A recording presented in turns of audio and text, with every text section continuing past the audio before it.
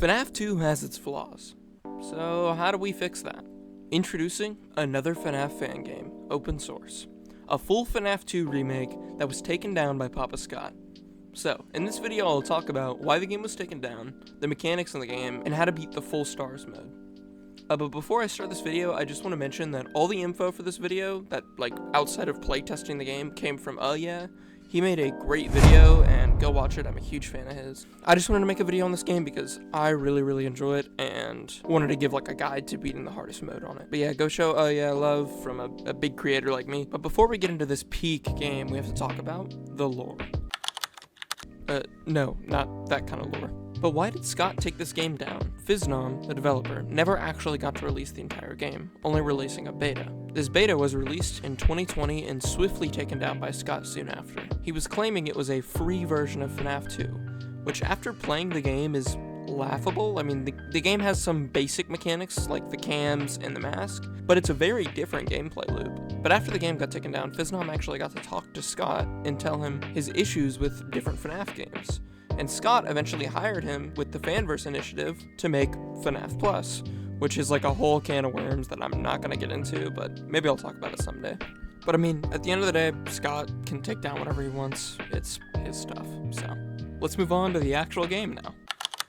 Okay, I know you might not really care about the menu for this game, but the menu for this game is absolute cinema. Hovering over different options makes different animatronics appear in the doorway behind you, which is just a fun touch and makes the menu screen just really feel alive. The sounds and ambience are perfect, and I all around just love this menu screen. As you may have noticed, all the options aren't available because it is a beta, which the game never fails to remind you every 2 seconds. But even though it's a beta, the game is practically finished. The only 2 things that doesn't include is any phone guy recording and the original 6 nights. Which in my opinion, I don't really care about because I really just want to get into the meat and play the custom night anyways, so I'm kinda glad it's like this. The custom night menu screen is just as smooth. The characters' AI levels go from 1 to 11 instead of the 1 from 20 that was in the official FNAF 2. The menu also has a lot of settings and modes. We won't go into the modes here, but we'll talk about them later. And these are some juicy settings. You can set the night length from 1 minute to 1 hour, which is ludicrous. But if you want to torture yourself, go ahead. This whole video I'll be using the base setting of 6 minutes. You can also set the amount of battery you have from 1% to 200% and adjust how fast it drains. You can also adjust the toxicity's aggressiveness, but we'll get into that later. Now let's talk about the mechanics. So, like in FNAF 2, you're in a small security office with a flashlight, camera system, and a Bonnie mask instead of a Freddy mask. Insert FNAF glaze. A big change with the flashlight is instead of just having 4 bars, you have an actual power system like in FNAF 1. The aforementioned toxic system is actually a scrap mechanic from FNAF 2. It was supposed to discourage you from just sitting with the mask on by having a toxic meter rise when your mask is on. But the Puppet and the Withered Foxy did this in a less janky way, so it got scrapped. In open source, it works the same way, but the bar is so slow at its normal rate that it isn't even a mechanic, but a certain character we'll talk about later does affect this mechanic. If your toxic meter does happen to go too high, you won't be able to use your mask for a while, most likely resulting in death.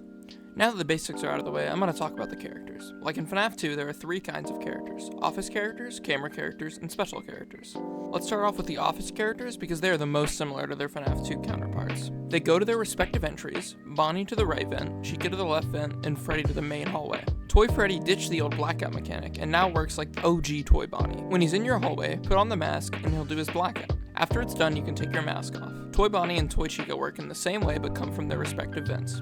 Something cool to note that I love about this game is that multiple blackouts can occur at the same time, which can help you save a bunch of time, and it just looks really slick. Balloon Boy is the last of the office characters. He's a bit different. He'll appear in one of your vents, and when you see him, you need to put your mask on and wait for him to make this audio cue. Hello? Hi.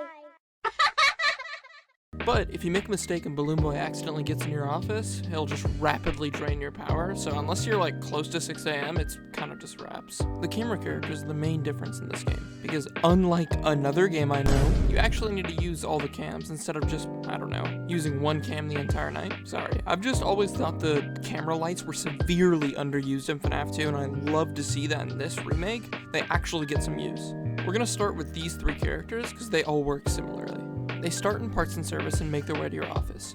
If they reach your office, they start a blackout and kill you. You can't put the mask on, you can't do anything. If they get there, it's game over. But the way you prevent them from getting to your office is by using the camera lights. If you find the cam they're on and shine them with the cam light for a few seconds, they'll get booted back to parts and service. So this makes the game very replayable and very fun, in my opinion, because you're just using all the cams to try to find the wizards and make sure you're sending them back to parts and service. Because if you aren't really working on them, they will overwhelm you and get all to your office. Wither Bonnie goes to your left vent and Wither Chica goes to your right vent. So be checking on cam 9 and 10 religiously, because that's the last cam they'll be able to be stopped in before you're just dead. Withered Freddy, from the amount of playtesting I've done, I've noticed he's probably the hardest withered. I think he takes longer to send back to parts and service using the cam light, but I don't really know because I can't dig into the code for this game. But you should try to stop him earlier rather than later. Try to be catching him on cam 4 and 5. But wait, Balloon Boy's back. So this little shit actually has another mechanic. Minus the cam he starts on, if he is on any cam while moving to your office, you will not be able to use that camera, which negatively affects the wizards a lot, making the wizards a lot harder to deal with, because if he's in a cam they're in, you won't be able to get rid of them and send them back to parts and service. So just lock in and don't get Balloon Boy cucked. The other camera character is Mangled. Mangled is similar to Foxy from FNAF 1, but instead of just having to view his cam to stun him, you need to flash him with your flashlight intermittently. If you fail to flash her enough, she'll leave her cove and do this sick animation climbing into your room, and then kill you shortly afterwards. So yeah, just make sure you're throwing in some Mangled checks every single time you enter the cams. I did not kill a man in Arizona during 2007. Alright, now the special characters. Starting with Foxy. Withered Foxy works basically the exact same way he worked in FNAF 2, but instead of just flashing him to stun him, you need to hold your flashlight on him until he goes away. Golden Freddy is also very similar to how he functioned in FNAF 2, with a few key differences. When you flip your cam down, he can appear in your office. If you see him, flip your cam up and then back down and he'll disappear. He can also appear in either vent or the main hallway. If you see him in either of the vents or the main hallway, just stop flashing them and give him time to go away. He does have another quirky mechanic to him though, is if you get jump scared by him, he doesn't actually kill you. He just raises your toxic meter all the way, so you just won't be able to use your mask for a while. This is honestly kind of annoying and kind of janky, because in full stars mode, the only actual mode you'd be playing, he just kills you, but it takes a while because you're gonna die because you can't use your mask. So you just have to sit there for 20 seconds doing nothing. It's honestly kind of annoying, but this is a beta, so if the game actually fully released, I bet it would be more worked out. Now, for the last character, the main antagonist of FNAF 2. How does the marionette work? The marionette works very similar to how Freddy works in FNAF 1. Whenever you run out of power, the marionette will come and jump scare you. I only died to the marionette once because the power in this game isn't too bad. You definitely still need to manage it, but you should be okay as long as you're not wasting a ton of power. Now moving on to Cabo Verde.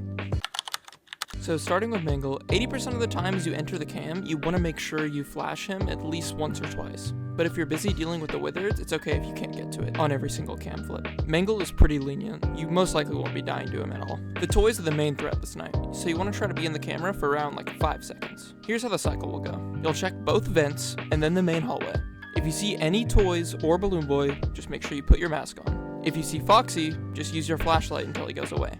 If Foxy and a toy show up at the same time, flash Foxy for around 1 second and then put your mask on, and then you want to put your mouse to the top of your screen so you can buffer taking your mask off, so right when the blackout finishes, you can take your mask off and finish dealing with Foxy. If you see Golden Freddy in one of the entries, just don't flash it. It's pretty simple. So when you finish dealing with all the office threats, flip your camera up, flash Mangle once or twice, and then try to deal with a Withered. The main cams you want to be checking for the Wizards are cam 4, 5, 9, and 10. There is something I want to mention about Withered Freddy specifically.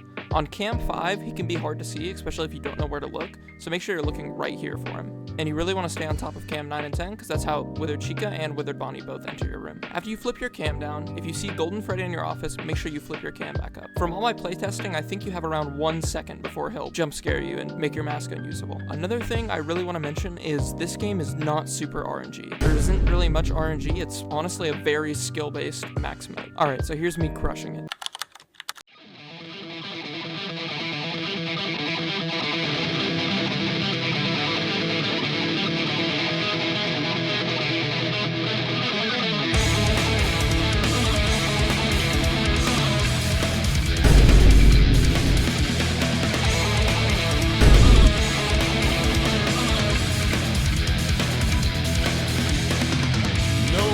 I know, understand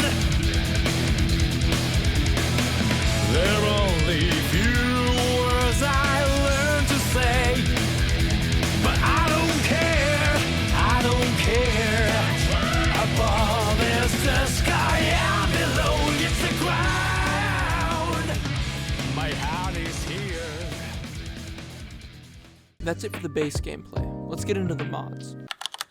I just love the addition of mods in this game. It's already very replayable, and the mods just make it even more replayable. I might make a guide in the future using like different mods and whatnot, but I don't really know yet. The first mod is the music box. The music box makes it where time does not just happen as the night happens, but you actually have to go to the prize counter and manually move the clock by holding down a button. And when you let go, time will start going backwards. It's a super cool mechanic, and I really like it. I haven't messed with it too much, but it was really fun from what I played. The next mod is auto recharge. This one's pretty self-explanatory. Just as the night goes on, your battery will just automatically recharge, hence the name. The third mod is permatoxicity.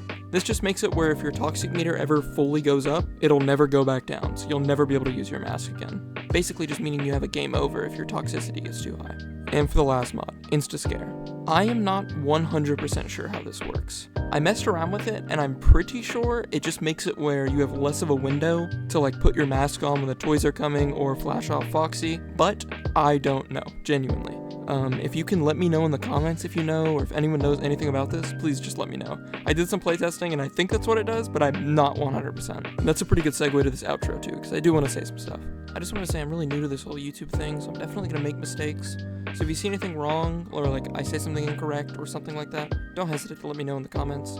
Some great people let me know in my FNAF 2 video, some info I got wrong, and that was really nice of them. But yeah, I'm like juggling this new thing I'm doing, and then also I'm in college, so it's kind of like a whole thing, but I'm trying my best. But wait, before you leave, we need to hit 3.14159 subscribers by the end of this week. But yeah, that's it for the video. If you want to know any of the music used in the video, it's going to be linked in the description, and then also Oh Yeah is linked in the description, because like all the info I got for this that like wasn't playtesting, once again was his video is fantastic. Please go watch it. And that's all. Thank you so much for watching.